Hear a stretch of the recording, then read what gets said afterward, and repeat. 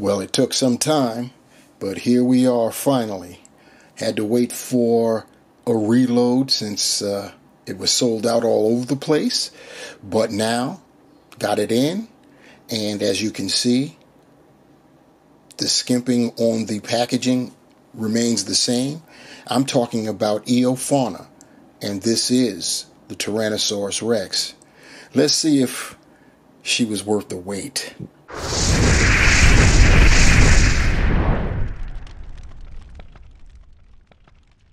Hello and welcome to Ruckosaurus Rex, the channel where we review and discuss all things dinosaur and other prehistoric animals.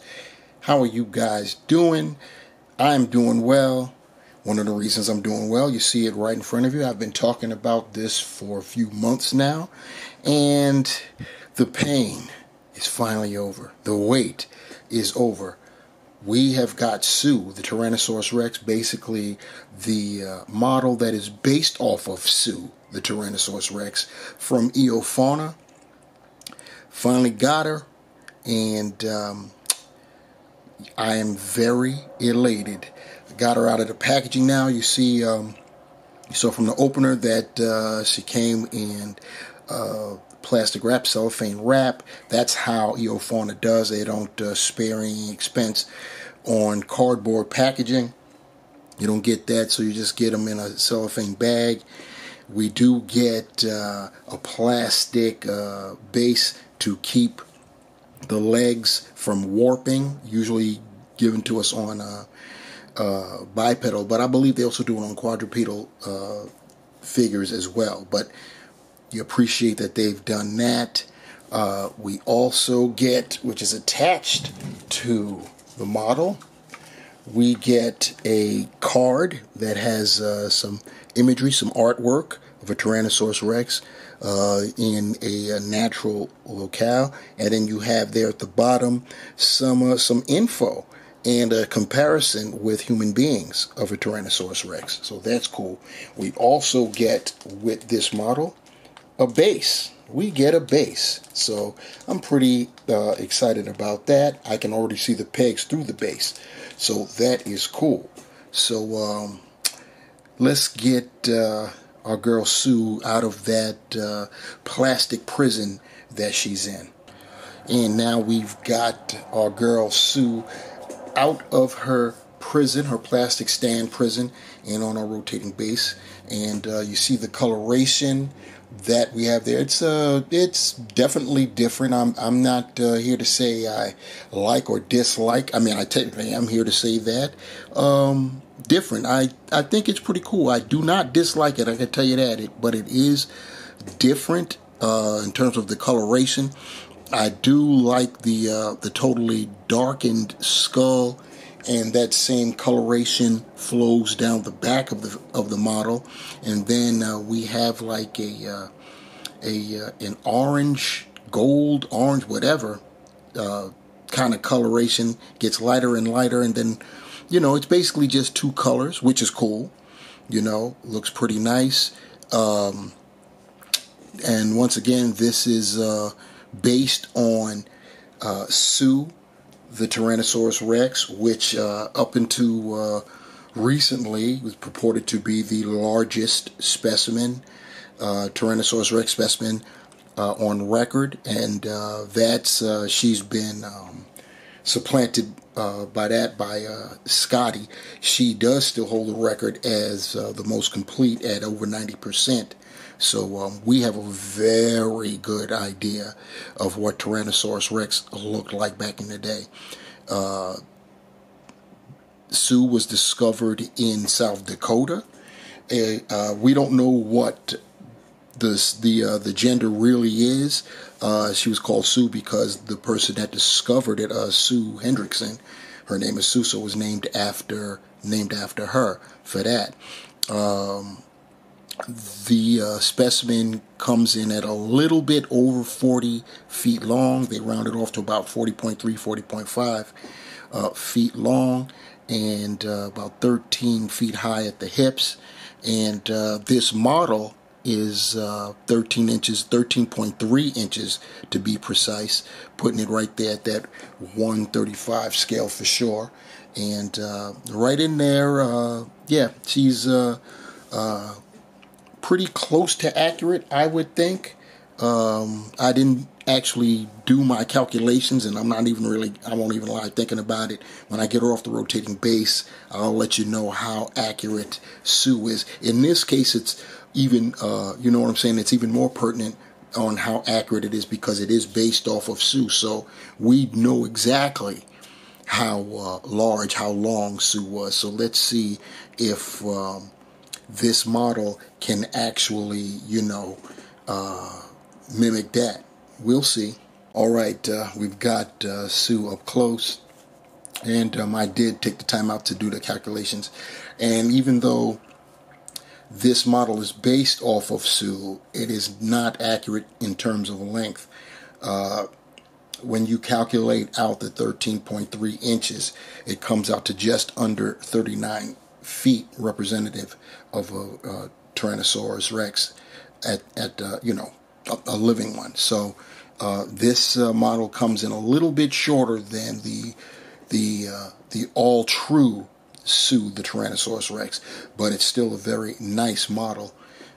Looking at the head, you can see that darkness that I was talking about. The eyes are like a gold color. I don't know how well you could see that, but it's like a gold color with black pupils turning, so you can get that head-on shot there. I've got to bend it down, and we've got the binocular vision for sure. And speaking of bending it down, that's because, let me tilt it more this way. You see how the model's head is slightly going up. And I've noticed, a lot of you guys that have been rocking with me, you've heard me speak of this before, a lot of the theropods are being posed with their heads kind of sort of jutting upward. And I took note of that several months ago, not just you know, just Eofauna, but PNSO has done it. Howland Good has done it.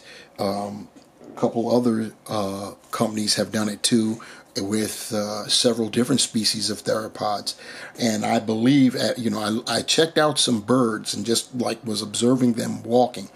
And when they strut, a lot of times their head is kind of sort of poking just slightly upward, you know. So I believe this has been incorporated recently in how theropods moved. And hey, I'm here for it, you know. Birds are the direct descendants of dinosaurs, theropods in particular. In fact, some consider birds as dinosaurs, so I don't see anything wrong with that. But yeah, looking pretty nice. When I pointed him forward, bend him down, you see that he's got, or she, I should say, because I'm considering, even though we don't know the sex of Sue, we're just going to call her a she because the name is Sue. And we've got some nice, like brownish kind of coloration going right down the crest. We've got ridges above the eyes. That's pretty cool. We've got some pretty nice scalation. I tell you, Eofauna does very good work considering how inexpensive most times their models are. I love this color pattern that we have here. It looks pretty nice. Once again, that brownish, that orange-brown type of coloration with the dark striping wash going over it. It's really nice. I love the pattern there. When you look at the feet, it gets dark. Got the scoots there, and then of course the claws. Everything's painted a dark color, like a really dark kind of chocolatey brown. The same thing, like I said, going along the back. And it's just going along the back. It's not like it's spilling per se. It's almost like it was planted, you know. And it follows all the way down the tail tapering to the end. And then when you look at the tail on the profile, you have more of that striping. That looks like it's flowing down, which is cool. You get, of course, more of the same on the other side. Really loving that. Underbelly, of course, that's going to be lighter, and we've got some nice stretching going on, muscles. I always love that. Once again, this is Eofauna here. We've got nice short limbs, which is attributed to Tyrannosaurus Rex, Tyrannosaurus Rex in particular, and they're small like they should be. They start off light and then they just go real dark. And you see how small they are. The crazy thing is, as small as they are, if this was a Tarbosaurus model, they'd be even smaller. And what's crazy is that Tarbosaurus wasn't as large as Tyrannosaurus Rex. So yeah, we also get a articulated jaw, as you can see. Pretty decent gape there. And then looking into that maw, we've got the tongue, the teeth looking real nice. We got the nice wet look. Gotta love that. Turning it up, you can see that right there. We've got the nasal passageway, so attention to detail was definitely on the menu when Eofauna came up with this girl. So, yeah, pretty nice. Now it's time for some comparisons, and we will lead off this go-round with our 135 scale human. We've seen this comparison before between the human and the Tyrannosaurus Rex, but never with Sue, never with the Eofauna Sue, or rather Eofauna Tyrannosaurus Rex. So here we go again. This is a 135 scale human representing a 1.8 meter adult male. I like to think of him as Ian Malcolm because of his attire. But anyhow, you see what the comparison looks like. Here we have PNSO's Wilson 2.0 Tyrannosaurus Rex, close to the same length. And here's Cameron, also by PNSO. Cameron is slightly longer than Wilson, but most of that, that length, it's only slightly, and you can see it in the tail. And these two really look good together. Here's a side-by-side shot of all three models, and yeah, they're all very close, very similar in size, so you can definitely mix and match. And one final Tyrannosaurus comparison, we have got Kiss from Rebor, and I brought this out because, for one, Rebor has reported their Tyrannosaur models. There are a pair of them called Kiss and Tusk. The differences are Kiss, and that's why I brought Kiss out, has lips. And I did not mention earlier that Sue also has lips, as you can plainly see. So we do have a lipped Tyrannosaur from Eofauna. They went the lip route, and Rebor put out two different versions of Tyrannosaurus Rex. Same pose, but the skulls are different.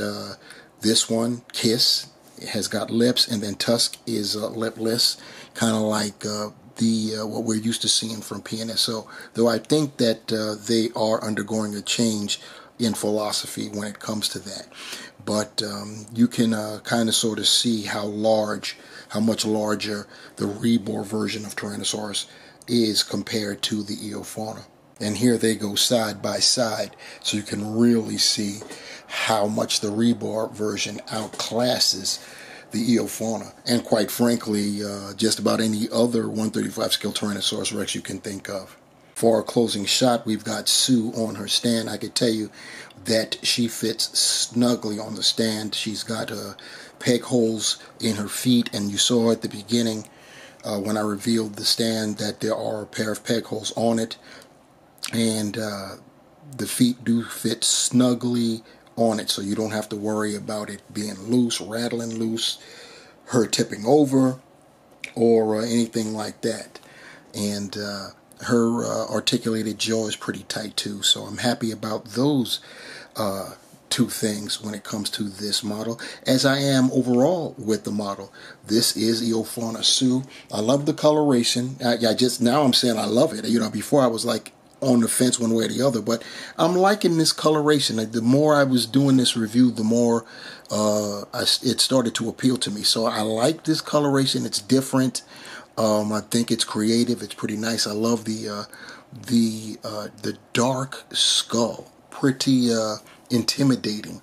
And I believe this is cool. If I like this coloration because it kind of sort of gives off the impression that Tyrannosaurus Rex could have possibly been a night hunter. We know, or at least we suspect, it was an ambush hunter because of its sheer size. And it was cool to be an ambush hunter. There wasn't, you think about anything that was living alongside Tyrannosaurus Rex, they were all, defensive. I think Tyrannosaurus Rex was built the way it was because of all of its neighbors. Its herbivorous neighbors they were not easy to handle. Other theropods that were as large as Tyrannosaurus Rex, I don't think they had nearly the trouble, if you will, in terms of defensive trouble, as Tyrannosaurus Rex had. Yeah, of course, life wasn't easy for them either.